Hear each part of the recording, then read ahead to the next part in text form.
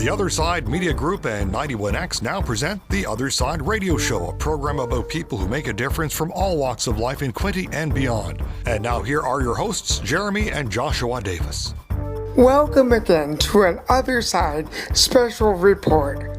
I'm Jeremy Davis. Well, today on the show, Joshua and I have reaction to the federal budget 2021 with Joe Raycroft of the Belleville Chamber of Commerce and Suzanne Andrews of the Quinte West Chamber of Commerce, plus more words of hope from J.R. Davis and more. So stay tuned. You won't want to miss a minute of this. We'll be right back. Thanks for listening, everyone. Thanks to the Other Side Media Group for inviting me to offer an overview of the federal budget and where the Belleville Chamber sees the most significant impact locally. This is Jill Raycroft, CEO of the Belleville Chamber of Commerce, and thank you for listening today. We certainly appreciate the support we receive from our MP Neil Ellis and the conversations we are able to have that help us advocate on behalf of business. There is no one that hasn't felt the impact of the pandemic, and while some businesses have flourished, others have simply survived because they've been able to successfully apply for the programs that are there to support them. We know the tourism industry will suffer and continues to do so as the government and public discourage travel. And this impacts hotels and restaurants in Belleville for sure, but also the businesses from the county that depend on tourists to buy their products so they can keep their business open and continue to hire people within them.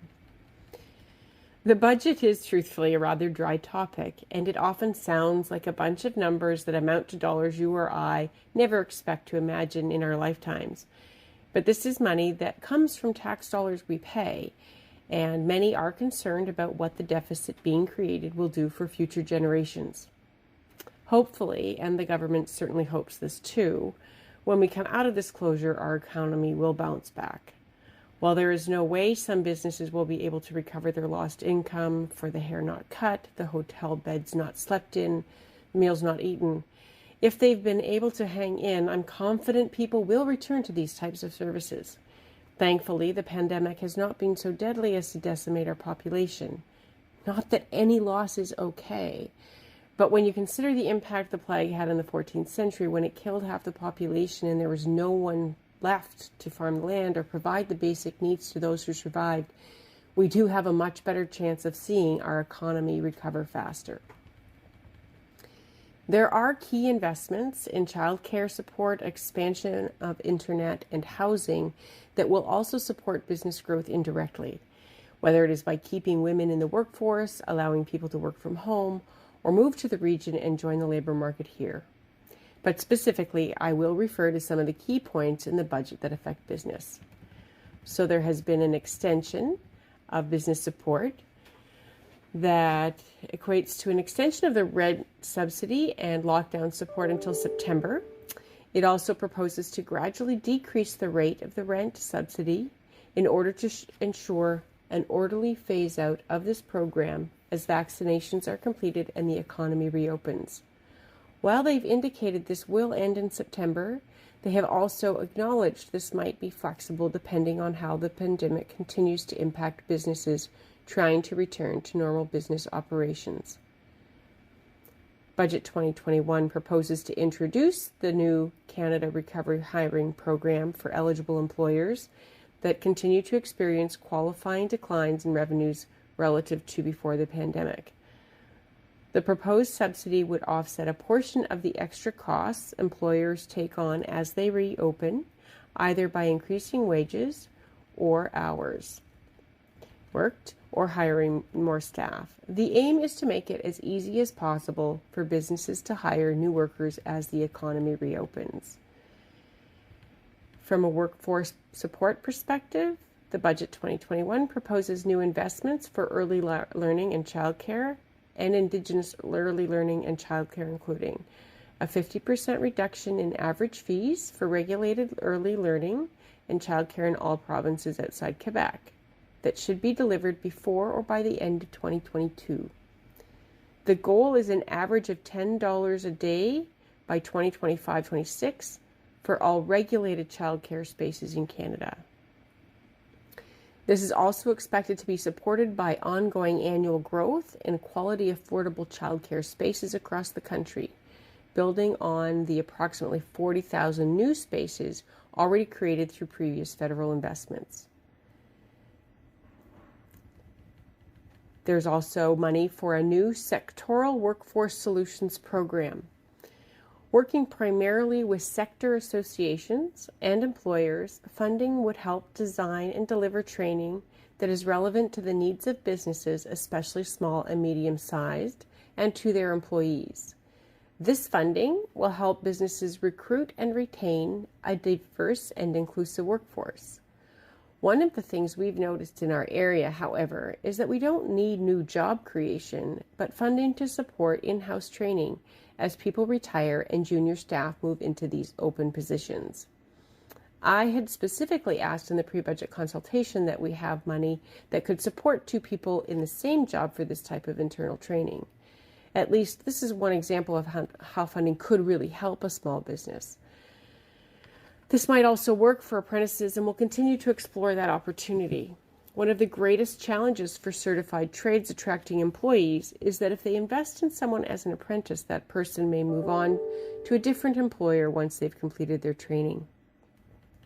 So these are things that are there in the budget we hope that we can leverage to current business needs. Budget 2021 also proposes to invest almost $300 million over 3 years through Employment and Social Development Canada in a new Skills for Success program that would help Canadians at all skill levels improve their foundational and transferable skills. This also includes a program that will support communities to develop local plans that identify high potential growth organizations and connect these employers with training providers to develop and deliver training and work placements to upskill and reskill job seekers to fill jobs in demand. One of the challenges in our region is the age demographic of people not participating in the workforce. We have a very low unemployment rate and a real labor shortage, which suggests that anyone not working is somehow facing a barrier to employment. But we also show a high number of people who don't work that aren't seeking any support from the government to stay at home. I've suspected for some time this may be the result of people who retire early and through either real estate investment or savings are able to move into the region and live on this retirement income. We also have a much larger demographic of youth that are working. So this also might explain why our income levels don't seem to rise. It may not be a direct cause-effect relationship of low wages, but rather people who are choosing to draw a lower amount from RSP savings to minimize their income tax payments. Either way, it represents some challenges to our local labor market that we still wonder if funding is going to help. There is a possibility the upskilling and reskilling of the older demographic could fill some of the gap if they were interested in rejoining the workforce, and that may be the campaign you'll see coming in the community to encourage people to rejoin the workforce. Getting a better idea of the workforce potential by age and income is important as well, and this is where the money being directed to Statistics Canada to work with partners to enhance the availability of business condition data will better ensure that the government's support measures are responsive to the needs of Canadian and Bay of Quinte businesses and entrepreneurs. You may also have heard about an increase to the minimum wage. This deserves some clarification because it only directly benefits about 26,000 workers who currently make less than $15 an hour in the federally regulated private sector. As an example, these are businesses that provide road, air, telecommunications, rail, and postal services through the federal government, and they are likely seasonal or contract employees in those sectors. All this said, the pandemic has changed the way many do business. I have to give all businesses a huge bow for what they have done to survive through this, and it has reminded all of us, hopefully, that even when we think business owners get all the breaks, we now realize how much we depend on our small businesses to keep the economy going. If there was ever a time to support local, please do so now, and make conscious choices in the future to continue doing so. The restaurants that stay open for takeout have had to change everything so they can continue to serve the food you love and hopefully this keeps food on their tables too. Signing off, this is Jill Raycroft, CEO for the Belleville Chamber of Commerce, and I look forward to my next chance to share with you through the Other Side Media Group. Take good care. Suzanne Andrews, CEO at the Quinte West Chamber of Commerce. Thanks for the invitation to talk about the release of the federal budget on Monday. As many people have already had a chance to see, it's a huge document. It's the first budget that has been released in 2 years. But within that budget, there is a little bit of something for everybody. And from a business perspective, we were most excited to see the continuation on of a couple of the really popular government funding programs, which has been the wage subsidy and the rent subsidy. They are going to go all the way to September now. And with this current lockdown that we're in here in Ontario, businesses are going to need that additional support because we don't really know when things are going to fully open back up again. We're looking now towards the end of May, beginning of June. So it's really going to be important that businesses get that funding support to help them get through there. Certainly, the new recovery hiring program is going to be really helpful for businesses that perhaps have been locked down, haven't been able to fully open for a while. They can actually use that funding program to fund new hiring as they reopen and need to hire new staff. So that's going to be really exciting, and that's going to be available for anybody who's not using the CEWS starting on June the 6th. So I think, all in all, that's probably the thing that captures my attention the most. Other things that are in there, obviously there's the program for childcare, which for people, businesses that are trying to hire during this pandemic and even beyond, there's not a huge pool of people to take the available jobs, and so by offering good quality, affordable childcare, it is going to enable more women, especially, to get into the labor market. So we're excited about that. It's going to take a couple of years before that is actually in place. So while we're excited to see it, and it's still that $10 a day is like not till 2026. So there's quite a lot of work that has to be done before that is fully in place. There's some financing in there for entrepreneurs and small business. So that's going to help any businesses that are looking to scale up and to grow. There's also some money to make sure that there's some diversity within our entrepreneurs in Canada. So, there's some special funds to help women and Black entrepreneurs. So that's exciting to see that support there for some people that are underrepresented in our workforce. There is our tourism and our arts and culture sectors have been so hard hit throughout this, probably more than anybody. And so there is going to be $1 billion in that given out to those particular sectors, which is going to be really helpful. This workforce development has been a big part of what's going on in the Quinte region for a few years now. And there is definitely funding in there to help with workforce development.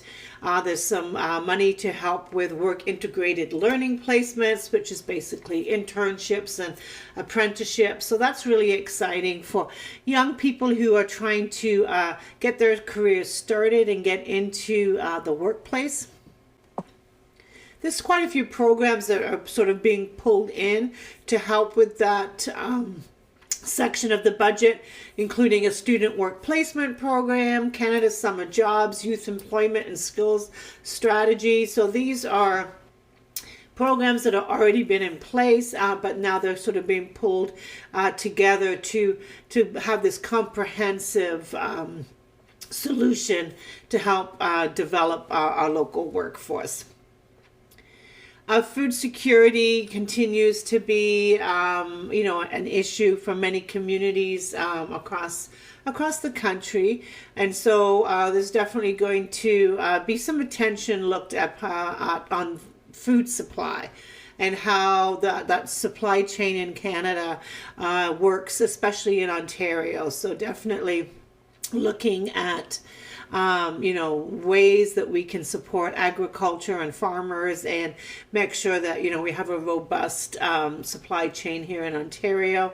There's also money in there for the budget on the environment and innovation and industry.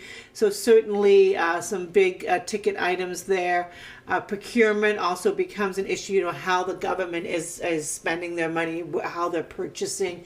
I think there's things that can be done there to make sure that we're meeting some of the bigger objectives, on social and economic scales. Locally, I think the extra investment on broadband, another $1 billion. I know that the provincial government has also announced a huge investment in broadband in their budget. So it's exciting to see that both levels of government agree and are putting significant dollars into making sure that there is universal broadband across Ontario and across Canada. So that's exciting. And of course, infrastructure. We've always looking for more money for infrastructure. There's certainly going to be lots of projects that are needed, and at the municipal and the provincial level. So it's going to be welcome news to have money flowing to assist in some of those needed infrastructure programs. And of course, taxation and debt and deficit management are important to business people. There's not really a lot of new taxes in this budget. There is one on luxury cars, personal aircraft, and boats, which doesn't really affect most types of businesses. There is going to be a national tax on vacant properties that's owned by foreign non-residents. So again, nothing that's going to really affect local businesses that much. And there is one on digital services tax and one on vaping products and tobacco. So certainly from a taxation point of view, there's nothing in the budget that's really going to hit hard. But the expectation is that down the road, we've got to get a grip on these expenses, and we've got to deal with the deficit and probably more importantly, the debt of the country. So, that has grown. The deficit for the upcoming year is, over $100 billion. And, looking at sort of where we're at now, pre-pandemic, our debt to GDP ratio was about 30%. Now we're about 50%, over 50%. So it really is huge numbers that most people can't get their heads around. The debt's going to increase from 1.23 trillion to 1.41 trillion, which is a huge number, and I know most of us can't even get our heads around it. So I think most businesses would like to see a plan in place to to get that annual deficit back down to zero. Not sure how they're going to do that. Like, where do they make those cuts? Everyone's so reliant on funding right now, so that's going to be a tricky situation for the future, but there's certainly nothing in the budget that's really sort of addressing dealing with that. But, in the future, we could see increases to the HST or other taxation tools to help the government deal with that. So, overall, we're happy with what's in the budget. There seems to be enough support in there for businesses from a funding perspective, also from a workforce development perspective, which is probably like one of the biggest issues that was facing local businesses prior to the pandemic, and it certainly hasn't gone anywhere. And seeing that there's things in the budget around infrastructure and childcare and things like that are not necessarily directly affecting businesses, but they are part of the bigger picture. So I think that's it for my post budget summary on the budget. Overall, businesses in Quinte West, continue to do okay. No one, it's definitely a time where not everyone is affected the same. Some businesses are really thriving and are continuing to do extremely well, even growing throughout the pandemic, while others, especially those in personal care and tourism, hospitality, arts and culture, those sorts of sectors continue to really struggle, as they need to have clients present for them to be able to serve them, and so it's becoming really challenging. And of course, our small retailers too. They've been open and shut quite a bit, and while they do have some curbside options available, it's not the same. And so, for us, we're going to continue to support the local business community, make sure that they can access any of the, funding, whether it's in this federal budget or in the Ontario budget that was out a couple weeks ago, and make sure that they can access the things that they need to get them through this pandemic. And now, a very special message from Quinte West Mayor Jim Harrison on the COVID-19 response. Just a message from Jim Harrison, Mayor of Quinte West. I know it's still difficult times. We've got many people who do not have vaccines. There are more cancellations right now. Unfortunately, it's one of those things. We need more vaccines, and so yes, I've gone off to the federal government, provincial MPPs, and try to convince them to keep on working to get us more vaccines. I know everybody's working hard, but that's what we need, is more vaccines. We're ranked number one in testing, and I hope that we can say soon that we're ranked number one in vaccine dosage administered. So again, Dr. Glaza is doing a great job. The nurses and doctors on the front line at Quinte Healthcare are doing a fantastic job as well. Paramedics is moving people from one area to another just so they can be accommodated, so their health needs can be looked after. We're one big system in Ontario. We support each other. We do our best. And when you go to the hospital, they don't ask you where you're from. They ask for your health card, and they continue on to do the best for you. So let's support Quinte Healthcare and support Dr. Glaza and all the team out front. Thank you. Up next on our show today, we welcome back my brother, co-host, and co-producer of The Other Side, J.R. Davis, with more words of hope. So stay tuned. This next poem is Souvenirs.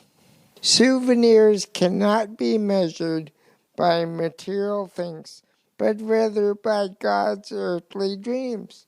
Take a moment and look at the beautiful landscapes that He created with His bare hands, or the sweet little creatures, such as the little lambs. I know you may say that sounds trivial in strife in a world where we don't always have time to stop and smell the roses. But remember, He gave us all life, and we must praise Him for His love, hope, and glory, and praise the families who raised us, for they're the ones that got us this far. So the next time you're down and out, please do not despair. Look inside your heart and soul, and you'll find a souvenir is always there. Thank you. Love you. Well, that is The Other Side special report for this week. Federal Budget Reaction 2021. I want to thank all our special guests, and of course, thank you for listening.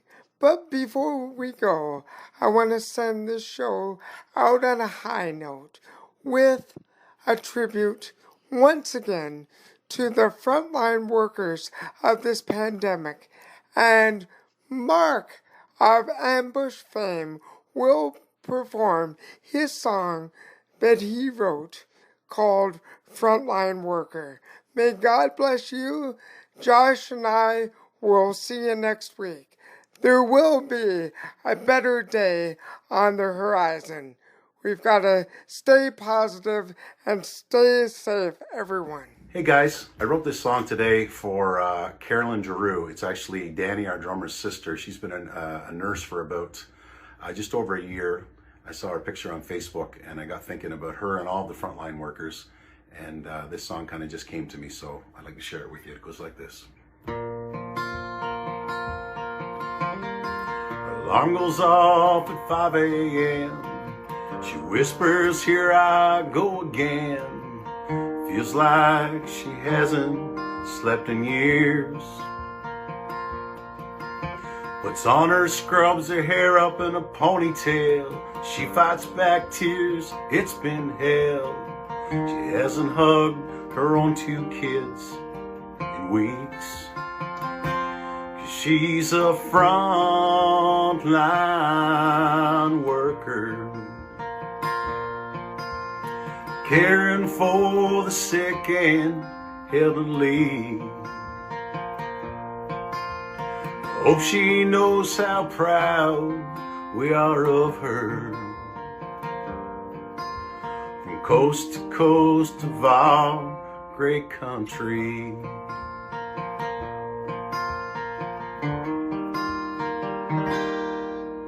She sees and feels loss every day.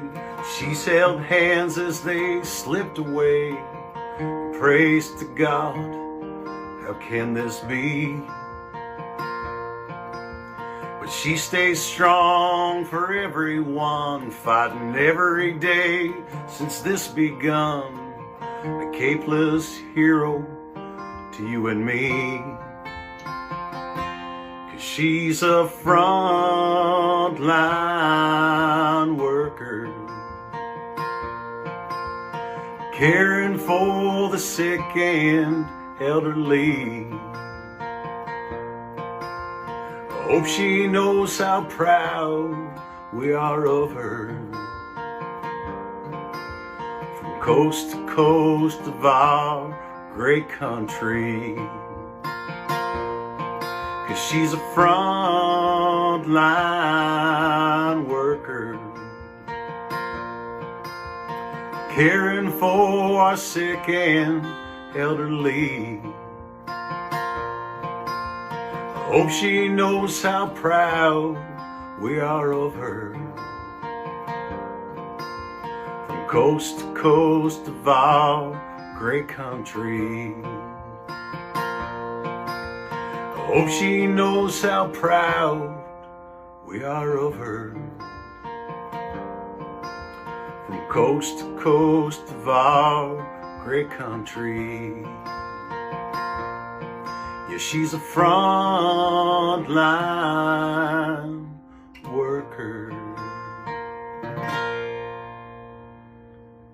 For all of our frontline workers, stay safe. God bless.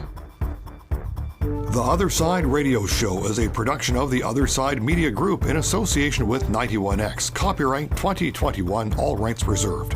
You can connect on Facebook at The Other Side Media Group, Instagram at Jeremy Tyler Davis, or on YouTube at Jeremy T. Davis, Belleville, Ontario for on-demand episodes and more. Tune in next week for another episode of The Other Side Radio Show.